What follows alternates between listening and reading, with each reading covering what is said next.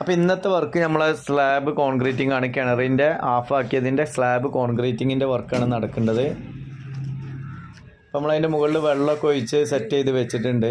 കാരണം ഡ്രൈ ഒഴിവാക്കാൻ വേണ്ടി വെള്ളമൊക്കെ ഒഴിച്ചു. അതേപോലെ തന്നെ നമ്മൾ യൂസ് ചെയ്യേണ്ട അൾട്രാടെക് സിമെൻ്റാണ്. അപ്പോൾ ഒരു ചാക്ക് കൈകൊണ്ട് മിക്സ് ചെയ്യായതുകൊണ്ട് ഒരു ചാക്ക് സിമെൻറ്റ് എന്നുള്ള രീതിയിലാണ് നമ്മൾ മിക്സ് ചെയ്യേണ്ടത്. അപ്പോൾ ഒരു ചാക്ക് സിമെൻറ്റിന് 5 ചട്ടി എംസാൻഡും 8 ചട്ടി മെറ്റലുമാണ് നമ്മൾ എടുത്തിട്ടുള്ളത്.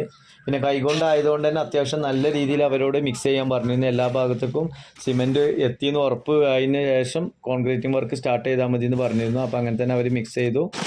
എന്നിട്ട് അവർ സ്റ്റാർട്ട് ചെയ്തു. അപ്പോൾ നമ്മൾ ചെയ്യേണ്ട വർക്ക് എന്ന് പറഞ്ഞു കഴിഞ്ഞാൽ കോൺക്രീറ്റിംഗ് ഇട്ടതിന് ശേഷം കവറിങ് കിട്ടാൻ വേണ്ടിയിട്ട് ഇട്ടതിന് ശേഷം മെഷിനെ സ്റ്റീലിനെ നമ്മൾ പൊന്തിക്കുകയാണ്. അപ്പോൾ നമുക്ക് വേണ്ട ഒരു കവറിങ് ആവേണ്ടത് വരെ നമുക്ക് ആ സ്റ്റീൽ ഇങ്ങനെ പൊന്തിച്ചാൽ നമുക്ക് ആ കവറിങ് കിട്ടും. അങ്ങനെ ഒരു 5-6 സ്ഥലത്ത് നമ്മൾ അങ്ങനെ ചെയ്തിട്ട് കവറിങ് ആക്കിയതിന് ശേഷമാണ് നമ്മൾ ഒരു സൈഡിൽ നിന്ന് വർക്ക് സ്റ്റാർട്ട് ചെയ്തത്. പിന്നെ ഈ സ്ലാബ് കോൺക്രീറ്റിങ് കിണറിൻ്റെ ഒക്കെ സ്ലാബ് കോൺക്രീറ്റിങ് ഓഫ് ചെയ്യുക പറഞ്ഞു കഴിഞ്ഞാൽ അത്യാവശ്യം നല്ലൊരു എക്സ്പെൻസ് ഉള്ള സംഭവമാണ്.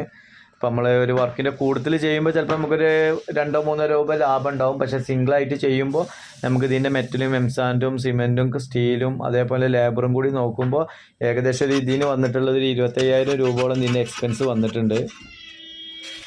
അപ്പോൾ അതൊരു 2000 സംതിങ് 2500 ഒരു യൂണിറ്റ് എംസാൻഡാണ് നമ്മൾ ഇറക്കിയിട്ടുള്ളത്. ഇന്നൊരു ഏകദേശം ഒരു കുറഞ്ഞതാണ്. അപ്പോൾ 2500 രൂപേൻ്റെ എംസാൻഡ് നമ്മൾ 2 രൂപേൻ്റെ അടുത്ത് എംസാൻഡ് എടുത്തിട്ടുണ്ടാവും.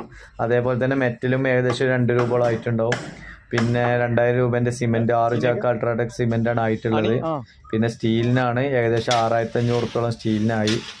പിന്നെ 2 ദിവസത്തെ വർക്കായിരുന്നു, അതായത് 5 പണിക്കാരെ വർക്ക്. അതുപോലെ ഇതിൻ്റെ എല്ലാ വാടകയും എല്ലാം അടക്കം ഏകദേശം ഒരു 8500 രൂപ അതും വന്നിട്ടുണ്ട്.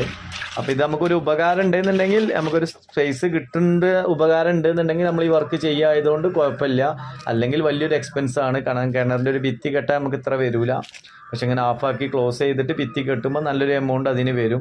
ഇതിപ്പോൾ നമ്മളെ കിണർ നമ്മളെ കിച്ചണിൽ നിന്ന് ഇറങ്ങി വരേണ്ട ഒരു ഏരിയയിലായതുകൊണ്ട് നമ്മൾ ആ തടസ്സം ഒഴിവാക്കാൻ വേണ്ടിയിട്ടാണ് നമ്മൾ കിണറിൻ്റെ ഇങ്ങനെ സ്ലാബ് ചെയ്തിട്ടുള്ളത്. അപ്പം നമുക്ക് അത്ര ഒരു ഏരിയ കിട്ടി. ആ സ്ലാബ് തറൻ്റെ ഇത് വെച്ച് നോക്കുമ്പോൾ അതേ ലെവലിൽ നമ്മൾ കിണറിൻ്റെ ഓഫാക്കി ക്ലോസ് ചെയ്യുമ്പോൾ നമുക്ക് ആ ഏരിയ യൂസ് ചെയ്യാമെന്നുള്ള ഒരു ബെനിഫിറ്റാണ് ഇതിലുള്ളത്.